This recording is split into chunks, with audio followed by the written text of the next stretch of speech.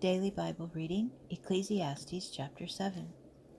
A good name is better than fragrant oil, and the day of death than the day of birth.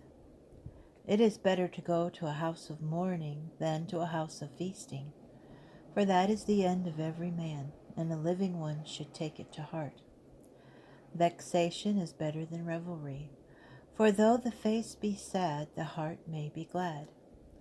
Wise men are drawn to a house of mourning, and fools to a house of merrymaking. It is better to listen to a wise man's reproof than to listen to the praise of fools. For the levity of the fool is like the crackling of nettles under a kettle. But that too is illusory, for cheating may rob the wise man of reason and destroy the prudence of the cautious.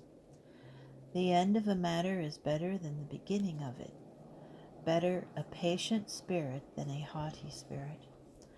Don't let your spirit be quickly vexed, for vexation abides in the breasts of fools. Don't say, "How has it happened that former times were better than these?" For it is not wise of you to ask that question. Wisdom is as good as patrimony, and even better for those who behold the sun. For to be in the shelter of wisdom is to be also in the shelter of money. And the advantage of intelligence is that wisdom preserves the life of him who possesses it. Consider God's doing. Who can straighten what he has twisted? So in a time of good fortune, enjoy the good fortune, and in a time of misfortune, reflect. The one no less than the other was God's doing. Consequently, man may find no fault with him. In my own brief span of life, I have seen both these things. Sometimes a good man perishes in spite of his goodness, and sometimes a wicked one endures in spite of his wickedness. So don't overdo goodness, and don't act the wise man to excess, or you may be dumbfounded. Don't overdo wickedness, and don't be a fool, or you may die before your time. It is best that you grasp the one without letting go of the other, for one who fears God will do his duty by both. Wisdom is more of a stronghold to a wise man than 10 magnates than a city may contain. For there is not one good man on earth who does what is best and doesn't err. Finally, don't pay attention to everything that is said, so that you may not hear your slave reviling you. For well you remember the many times that you yourself have reviled others.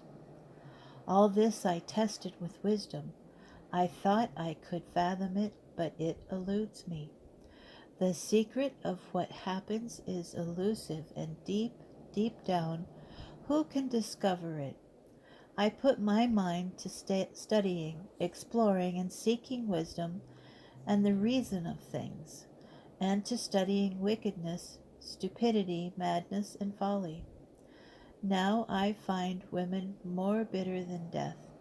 She is all traps. Her hands are fetters, and her heart is snares.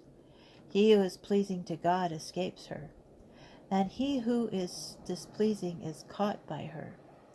See, this is what I found, said Koheleth, item by item, in my search for the reason of things. As for what I sought further but did not find, I found only one human being in 1,000, and the one I found among so many was never a woman. But see, this I did find. God made men plain, but they have engaged in too much reasoning.